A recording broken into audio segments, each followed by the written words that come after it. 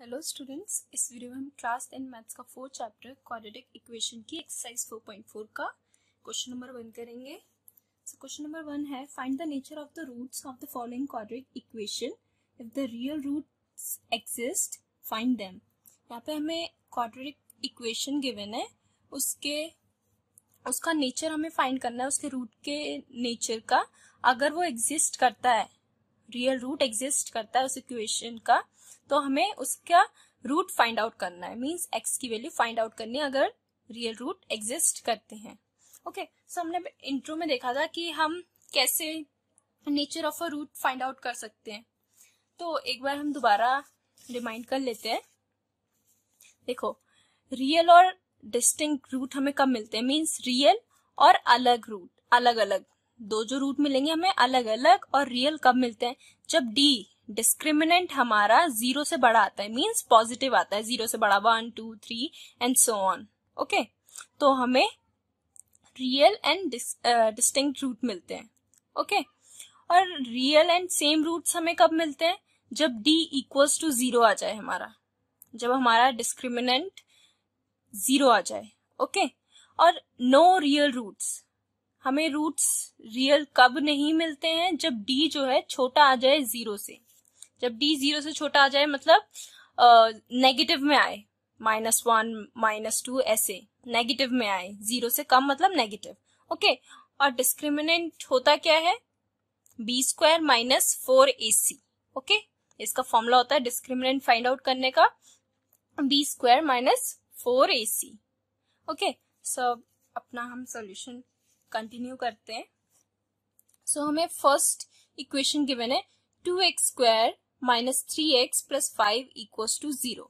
Okay, अब यहाँ पे हमें सबसे पहले डिस्क्रिमिनेंट फाइंड आउट करने के लिए क्या चाहिए? a चाहिए, b एंड c, तीनों की वैल्यू हमें पता होनी चाहिए, तभी तो हम पुट कर पाएंगे डिस्क्रिमिनेंट के फॉर्मूले में। ठीक है, तो हम a, b एंड c को फाइंड करेंगे। सो a क्या है? a क्या होता है? x² का कोएफिशिएंट, तो x² का कोएफिशिएंट क्या है? 2, सो 2 लिख देंगे। एंड b क्या होता है? x का कोएफिशिएंट, x का कोएफिशिएंट क्या है यहाँ पे? -3, तो -3। एंड c क्या है? c होती है हमारी constant term, so constant term equals to 5, c equals to 5। तो ये हमें हमारे a b c की वैल्यू मिल गई। अब हम डिस्क्रिमिनेंट फाइंड आउट करेंगे, तो d इक्वल्स टू क्या होता है? b² - 4ac। ओके, ये होता है हमारा डिस्क्रिमिनेंट। अब हम सारी की सारी वैल्यू पुट कर देंगे। So d equals to b² b की वैल्यू क्या है? -3, तो -3 का स्क्वायर -4, a की वैल्यू 2 है एंड c की वैल्यू 5 है, तो 5 पुट कर देंगे। सो d इक्वल्स टू -3 का स्क्वायर, -3 का स्क्वायर क्या होता है? देखो, मल्टीप्लाई करके देख लो। वैसे -3 और 3 का स्क्वायर दोनों का 9 होता है। अब आप ऐसे भी करके देख सकते हो, -3 को मल्टीप्लाई करो -3 से, माइनस से माइनस कैंसिल एंड 3 3 जा 9। ओके, तो -3 का स्क्वायर 9, माइनस में 4 को मल्टीप्लाई करेंगे 2 से 8 आएगा एंड 8 5 जा 40, सो 9 - 40। सो डी क्या आ जाएगा हमारा? 9 में से हमें 40 माइनस करना है। मींस यहाँ पे जो हमारी नेगेटिव वाली माइनस वाली टर्म है बड़ी है, तो 40 में से 9 माइनस करते हैं तो हमारा आता है 31। और साइन किसका आएगा? बड़ी वाली वैल्यू का माइनस, तो ये क्या आ गई हमारी? -31 डी की वैल्यू। तो -31 आई है, तो हमें रियल रूट्स मिलेंगे, इसमें एग्जिस्ट करते हैं रियल रूट्स इस इक्वेशन में। डी की वैल्यू तो नेगेटिव आ गई, तो हमने क्या पढ़ा था यहाँ पे? No real roots for d <0। Less than 0 अगर d आता है तो उसमें नो रियल रूट्स होते हैं। ठीक है, उस इक्वेशन के। तो यहाँ पे हम सिंपली क्या लिख देंगे? No real roots exist. Okay, अब इसका हम सेकेंड पार्ट देखते हैं। इसका सेकेंड पार्ट है 3x² - 4√3x + 4 = 0। अब ये हमें इक्वेशन गिवन है। अब इसमें भी हमें सबसे पहले a b c की वैल्यू फाइंड आउट करनी होगी। तो सबसे पहले a इक्वल्स टू, यहाँ पे a क्या है, एक्स स्क्वायर का कोफिशिएंट a होता है, यहाँ पे एक्स स्क्वायर का कोफिशिएंट क्या है 3, so a equals to 3 and b equals to x का कोफिशिएंट, यहाँ पे x छोड़ के जो भी टर्म है, जो भी नंबर है x के आगे वो होगा x का कोफिशिएंट, तो -4√3, -4√3 b की वैल्यू हो गई and c equals to constant term, यहाँ पे कांस्टेंट टर्म क्या है 4, सो a b c की वैल्यू हमने फाइंड आउट कर ली। ओके, अब इसके बाद हमें डिस्क्रिमिनेंट फाइंड आउट करना है, सो d इक्वल्स टू क्या होता है b² - 4ac। ओके, तो b² क्या है हमारा -4√3, सो -4√3 हम b की प्लेस पे लिख देंगे और यहाँ पे b का स्क्वायर है तो इसका भी स्क्वायर हो जाएगा, -4ac, a की वैल्यू क्या है 3 एंड c की वैल्यू 4। ओके, अब इसका हमें स्क्वायर करना है, तो आप इसको कैसे कर सकते हैं, -4√3 मल्टीप्लाई -4√3। ओके, सो सबसे पहले तो माइनस से माइनस कैंसिल, तो 4 4 जा 16, ओके, एंड मल्टीप्लाई, ये 3 इसके मल्टीप्लाई में है और √3 मल्टीप्लाई 3, और ये जो √3 है, √3 से मल्टीप्लाई होगा, तो √3 जब √3 से मल्टीप्लाई होता है तो 3 हो जाता है, ठीक है, तो 3 √3 मल्टीप्लाई √3 क्या होता है 3। ओके, तो 16 3 जा 48, ओके, सो 48 आ गया, तो यहाँ लिख देंगे हम 48 माइनस, अब इसका मल्टीप्लीकेशन करना है, 4 3 जा 12, ओके, 12 के बाद 12 को 4 से मल्टीप्लाई करेंगे, 12 4 जा 48, सो ये आ गया हमारा 48। सो यहाँ से हमारा d क्या आ गया, d इक्वल्स टू 48 में से माइनस करेंगे 48, हमारा बचेगा 0, सो d की वैल्यू क्या आ गई हमारी 0। सो d इक्वल्स टू 0 पे हमें कैसे रूट्स मिलते हैं, हमें मिलते हैं real and same roots, means real होंगे और दोनों जो रूट होंगे हमारे सेम होंगे, जैसे अगर 1 है तो दूसरा भी 1 होगा। ओके, सो हम अपना आगे सॉल्यूशन स्टार्ट करते हैं। सो अब इसके हमें रूट्स फाइंड आउट करने होंगे, तो यहाँ पे हम लिख देंगे बाय क्वाड्रेटिक फॉर्मूला, हम इसकी हेल्प से अपने रूट्स फाइंड आउट कर रहे थे, क्योंकि हमें बोला था अगर एग्जिस्ट करते होंगे तो हमें उसके रूट्स फाइंड आउट करने हैं। तो यहाँ पे एक चीज और लिख देंगे हम,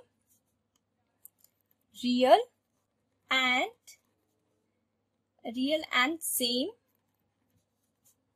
रूट्स। ओके, सो इसकी हेल्प से हम अपने रूट्स फाइंड आउट करेंगे, तो उसका फॉर्मूला क्या होता है, x equals to -b plus minus √d upon 2a। Okay, so यहाँ पे अब b की प्लेस पे हम b पुट कर देंगे, सबसे पहले फॉर्मूले में जो माइनस है उसको पुट कर देते हैं, अब b की प्लेस पे b पुट करेंगे, b क्या है हमारा -4√3, सो -4√3 एंड प्लस माइनस √d, तो d क्या है हमने फाइंड आउट किया 0 है, तो 0 आ जाएगा, okay, and upon 2a, a की वैल्यू क्या है 3, so x equals to minus multiply हो रहा है माइनस से तो प्लस बन जाएगा, ओके, तो ये क्या आ जाएगा 4√3, अब प्लस माइनस 0, 4√3 में आप प्लस करो 0 तो भी 4√3 रहेगा, माइनस करो 0 तो भी 4√3 ही रहेगा, ठीक है, तो यहाँ पे हम ऐसे स्किप कर सकते हैं इसे। सो इसके सिंपली अब उसका तो लिखना नहीं है उसे हमें, तो 2 अब डिनोमिनेटर में देखना है, 2 मल्टीप्लाई 3, 2 3 जा 6, ये आ गया, ओके, अब इसे सिंप्लीफाई करके लिखना है हमें, तो ये क्या हो जाएगा, 2 के टेबल में 4 भी आता है और 6 भी आता है, तो 2 2 जा 4, 2 3 जा 6, तो ये क्या आ गया 2√3 upon 3, okay, so x equals to, अब 2√3 अपॉन 3 के क्या क्या फैक्टर होते हैं, 3 को अगर हम अंडर रूट में लिखें, अगर ये रूट में हो तो क्या होता है 3 मल्टीप्लाई 3, ये दो हमें पेयर मिलते हैं तभी तो हम 3 को बाहर निकालते हैं, ठीक है। तो ये क्या हो जाएगा, जैसे हमने ये लिखा 2√3 अपॉन एक √3 मल्टीप्लाई सेकेंड √3, तो ये दो √3 होते हैं, दोनों मल्टीप्लाई होते हैं, √3 मल्टीप्लाई √3 होता है, तभी हमको 3 मिलता है। जैसे हमने यहाँ देखा √3 मल्टीप्लाई और √3 से तो 3 मिला, तो यहाँ पे हमने दोनों को अलग अलग करके लिख लिया। ओके, अब एक ऊपर भी √3 है नीचे भी, तो एक से एक को कैंसिल कर देंगे तो हमारी x की वैल्यू क्या आ जाएगी, सो x इक्वल्स टू आ जाएगा हमारा 2 अपॉन √3। सो ये आ गई हमारी x की वैल्यू, ये आ गए हमारे इस गिवन इक्वेशन के रूट। तो यही हो गया हमारा सेकंड वाले का आंसर, ठीक है। तो सेम रूट है तो यही दोनों रूट होंगे, सो x इक्वल्स टू दूसरा रूट भी 2 अपॉन √3 हो जाएगा। ओके, अब इसके बाद हम अपना थर्ड पार्ट देखते हैं। सो थर्ड पार्ट है हमारा 2x² - 6x + 3 = 0। अब इसमें सबसे पहले हमें क्या फाइंड आउट करना होगा, a b c की वैल्यूज, ठीक है। तो a = x² का कोफिशिएंट क्या है 2, तो a = 2 हो गया, एंड b x का coefficient -6 and c = constant term 3। Now हमें डिस्क्रिमिनेंट फाइंड आउट करना, तो d = क्या होता है b² - 4ac। ओके, अब हम सारी वैल्यूज पुट कर देंगे, तो b की प्लेस पे -6 आ जाएगा और b का स्क्वायर है तो 6 का स्क्वायर -6 का स्क्वायर -4a की वैल्यू 2 है एंड b की वैल्यू 3 है। ओके, अब -6 का स्क्वायर, लास्ट क्वेश्चन में हमने देखा -3 का स्क्वायर भी 9 होता है और 3 का स्क्वायर भी 9 होता है, ऐसे ही 6 का स्क्वायर भी 36 होता है और -6 का स्क्वायर भी 36 होता है। देखो जैसे -3 को हम मल्टीप्लाई करेंगे -3 से तो माइनस माइनस तो कैंसिल हो जाएंगे और 6 6 36 ही होता है। ओके, सो d = -6 का स्क्वायर क्या आ गया 36 -4 2 8, 8 को मल्टीप्लाई करेंगे 8 3 24। ओके, सो d = क्या आ गया 12। सो यहाँ पे d हमें कैसा मिला है पॉजिटिव, d जो है 0 से बड़ा है, as d is greater than 0। So इस गिवन इक्वेशन के हमारे रूट्स कैसे होंगे, रियल एंड डिस्टिंक्ट रूट्स।